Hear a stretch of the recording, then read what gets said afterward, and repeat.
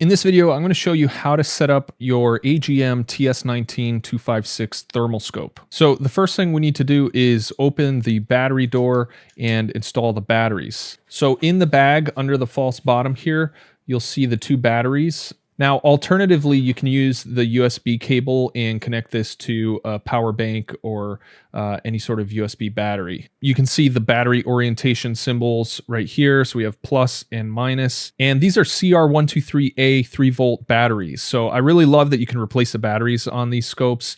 So you're not kind of depending on a built-in battery. So these pop in just like that.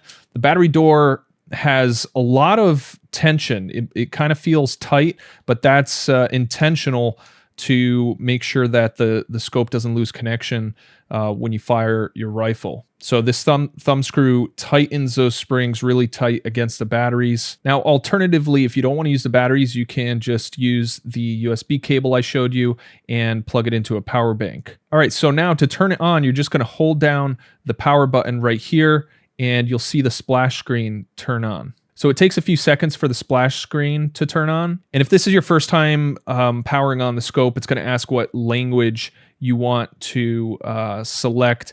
You just use these up-down arrows to navigate the menu. And then when you want to select it, you hit the middle button. So we'll select English.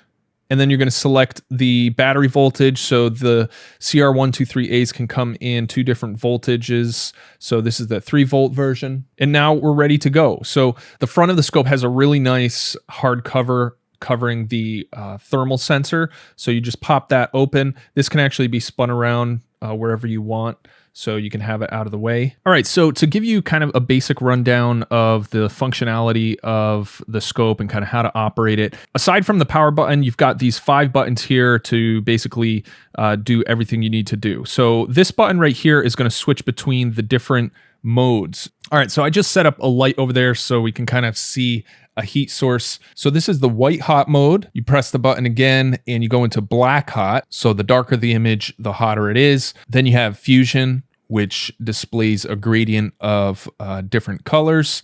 And then you have red hot, where the hottest parts of the image are shown in red. Now, this button right here, if you just tap it, it'll take a picture. So JPEG is saved. If you hold it down, it'll start recording a video. So you can see in the top left corner in the display here, you can see we got a counter. So it's showing that we're currently recording video. And then to stop the video, you just hold it down until the video stops. Now, this button here will do a calibration. So one thing you'll notice about thermal cameras is every so many seconds or so, the screen will freeze, and that is totally natural, basically recalibrating the exposure of the camera. So if you want to manually do that, you can just tap this button right here and the screen will freeze. So I'll do it again. So it just freezes for a second or so, maybe not even, and it recalibrates the, basically the range of colors that you're seeing. Then down at the bottom here, you have your zoom selection. So your base magnification is going to be based on the objective lens. So this is the TS19-256. So it has a 19 millimeter objective lens up front here. If you get the TS25, you're going to have kind of a little bit more of a zoom at your base magnification. But if you press this magnification button, you'll get a digital zoom that will go, so we're up to 10x and 20x and back to 2.5x. So you can see it does get pretty pixelated when you zoom in really far. So this is a digital zoom. So, the quality definitely degrades a bit when you zoom in that far. Now, if you hold down the zoom button, it will toggle the reticle. So this is your digital reticle. And keep in mind, the screen here that you're looking at is a 1080 resolution display. So even though you only have a 256 resolution sensor for the thermal, your visual display that your eye is looking at is actually a really high quality 1080 display. So your reticle is going to be extremely sharp, and it's the same display that they use on every Rattler series scope. And then finally, to get into the menu, you're going to hold down this middle button right here, and this is going to bring you to all the different options that this scope has built in.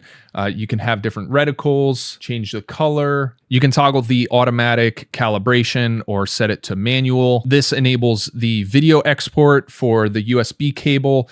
That's something I haven't really gotten able to work personally. I'm using the Wi-Fi video streaming capability right now. I'm actually streaming this using the AGM app. So you can actually stream video live to your phone, and I have this connected to my computer. So that's how I'm able to show this to you on my screen. This is a dead pixel correction tool, your automatic power off settings, the thermal sensor burn prevention function, the operating system version, which you can upgrade by connecting the USB cable to your computer, and you can upgrade the firmware for updates. This will reset back to factory settings. You can change the language. This is a trajectory setting, which I'm not familiar with. This will set your time and date, which you can have display at the top of your screen. That way your images and videos will have a time and date stamp. These are your on-screen display settings, so you can toggle what shows up on your screen. The measure capability. This scope has a very basic range finding capability that basically assumes the size of a target and kind of estimates the distance based off of the size on screen. Hot tracking will display a little mark over the hottest parts of the image. This will change your battery voltage. This is how you enable the Wi-Fi streaming so you can connect on your phone. You've got some contrast, brightness settings, and you can switch between two different scene modes, which is recognition and jungle. So this will change kind of the border of different objects to help you kind of recognize them quicker. This will toggle the picture-in-picture mode, so it'll display when you're zoomed in, it'll display a kind of zoomed out version up at the top. And these are your reticles. Now to back out of the menu, you can just hold down that middle button again, and you're back to the main screen. Now this does have a manual focus ring right up front here. So you just turn this ring to adjust the focus. So that is something you'll have to actively do depending on the distance that you're using the scope. And then back here is the diopter adjustment to just change the focus according to your eyesight. All the scopes do include an American Defense mount that's custom made for the scope. So this goes on right on the bottom here, and you get two screws or two bolts to mount that. It's a quick connect, so it'll clamp right onto your rail. So it's easily removable, and you can mount it on another rifle. You can save up to 5 different zeroed in reticle profiles.